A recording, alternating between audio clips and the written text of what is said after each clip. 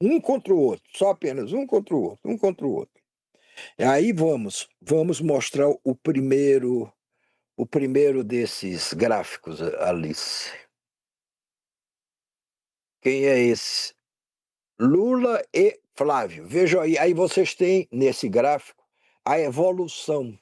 Você tem dezembro de 25, janeiro, fevereiro, março, abril.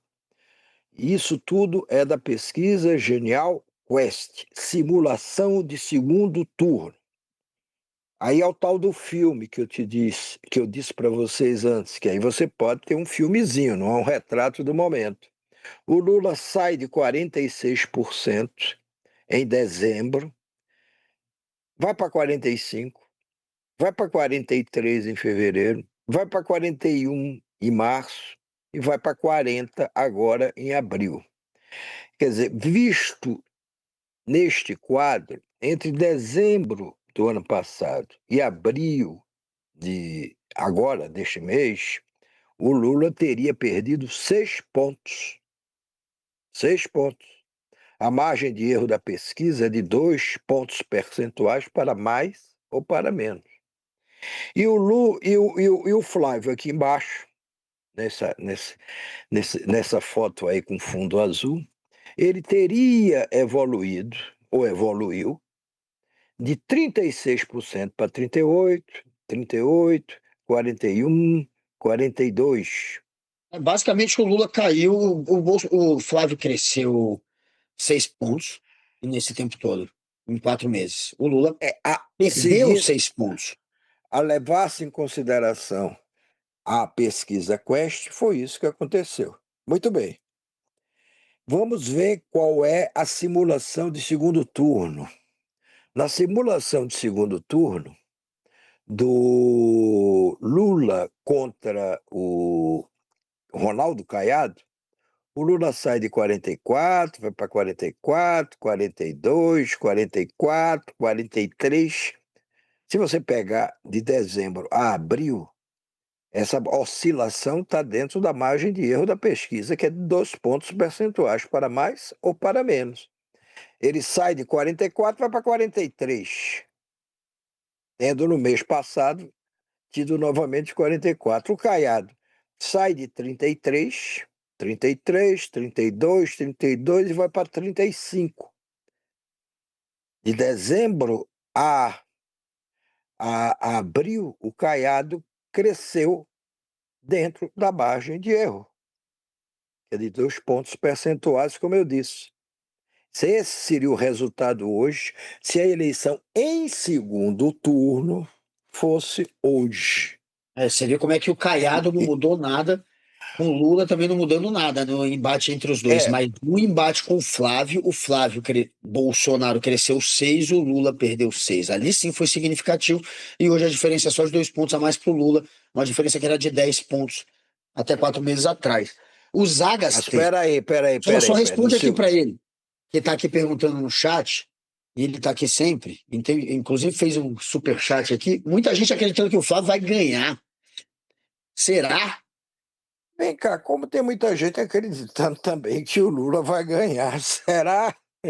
Entendeu? Você vai ter isso até o dia em que, se houver segundo turno, que termine a eleição, os votos sejam contados, a justiça proclame o resultado. Isso é isso. Mas toda eleição é assim. Principalmente eleitores dos favoritos, ou dos supostos finalistas, ou dos possíveis finalistas. Toda eleição é assim. Ah, não, Flávio vai ganhar. Ah, não, Lula vai ganhar. No caso aí, até fica mais simples, porque é assim que tá rolando essa coisa de você ter um lado e ter o outro, e ter pouco espaço para uma terceira via. Porque você, vamos dizer, só tem espaço para uma alternativa quando você, de fato, quer saber. é, por exemplo, o Caiado tem 6 pontos apenas na simulação de primeiro turno. Ele vai para 35 na simulação de segundo turno, por quê? Porque então é o seguinte, vem cá, e se fosse Antipetismo. Caiado, é o antipetismo, aí todo mundo E que o diz, Zema não, tem 3%. Não existe ainda a pois é, terceira via Pois é, É ridículo. 6-3 é ridículo.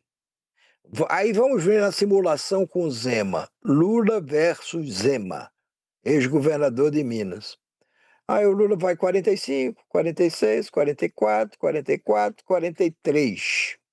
Quer dizer, de dezembro a abril, ele teria perdido 2 pontos. Está dentro da margem de erro da pesquisa. O Zema sai de 37, 3, 31, 32, 34, 36. Teria crescido 3 pontos dentro da margem de erro de 2%, quer dizer, um ponto a mais além da margem de erro da pesquisa.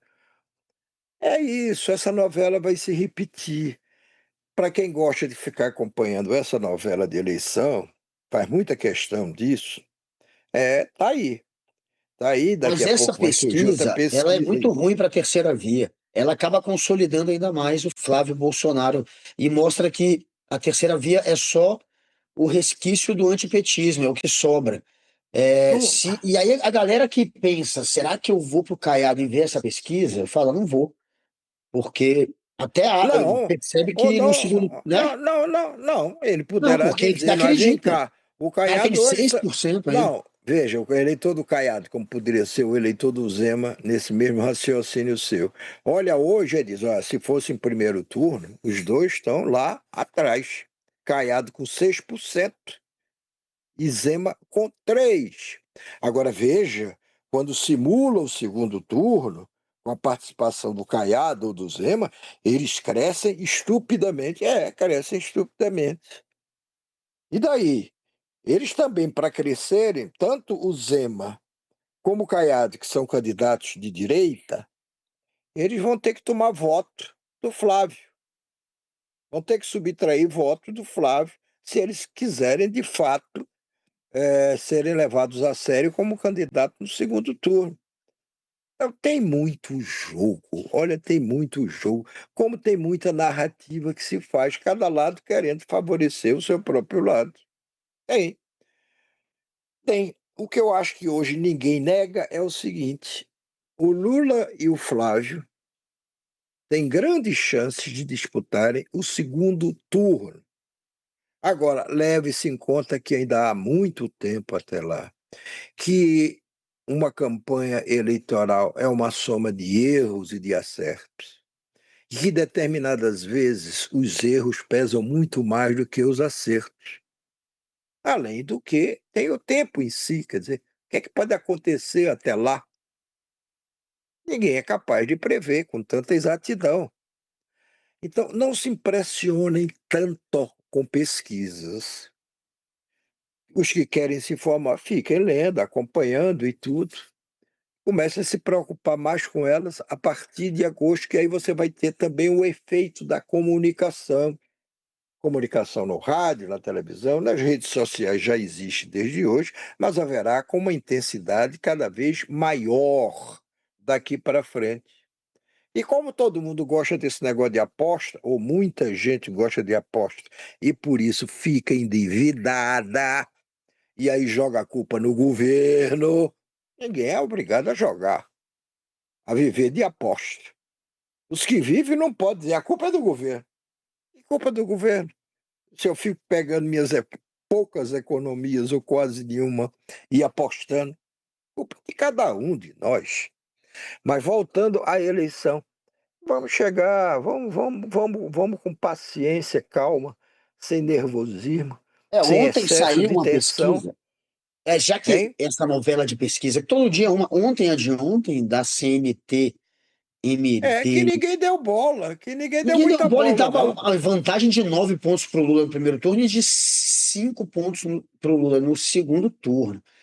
E, enfim, E era essa CNT, ela é uma a pesquisa que Federação sempre Nacional de foi, Transporte, não, que contratou. É o aquela transporte, MD, CNT, né? é CNT, deixa eu pegar o nome Vê aí, completo, pega aí. CNT Foi uma MDA. pesquisa A que CNT é sempre a foi. Confederação Nacional do Transporte.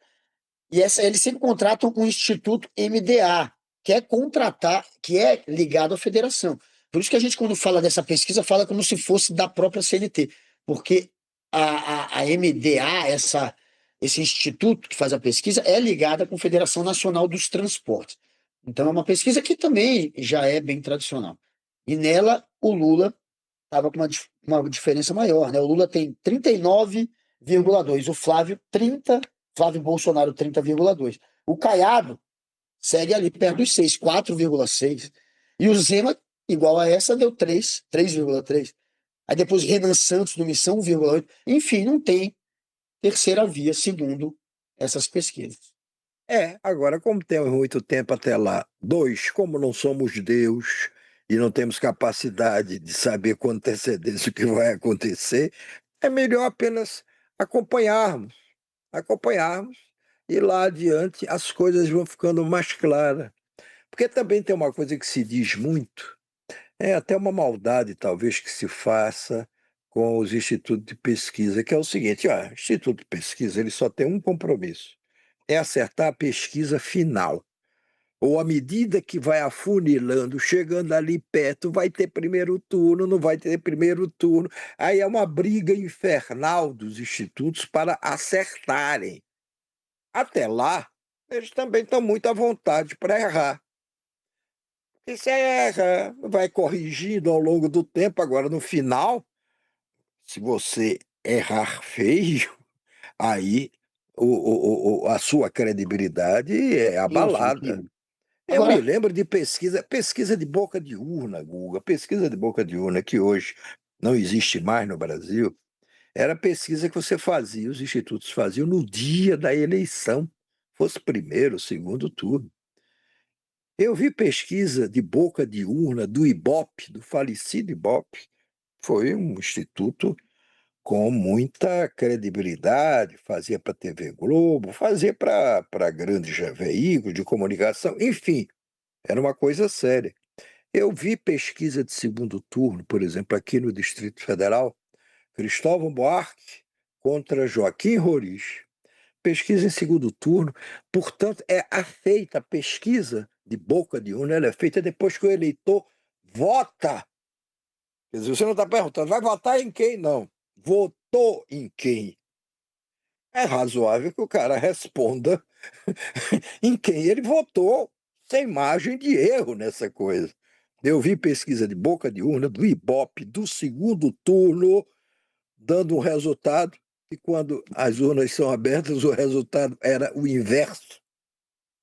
Foi quando o Ibope disse, eu me lembro, Montenegro, que era o diretor do Ibope, conheci muito.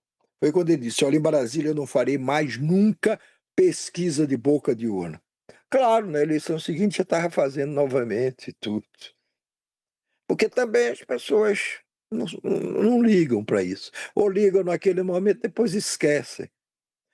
Então vamos com cuidado com as pesquisas, com muito zelo e prestando atenção nas mais importantes.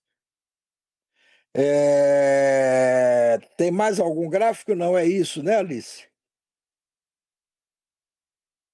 E- é, mas tem, tem um peraí, monte de vídeo eu aqui quero para ver, mostrar outro. não, não, tem vídeo sim, Tem o do mas Bolsonaro, vamos, não, mas vamos, a Zabini. gente não estava falando de eleição,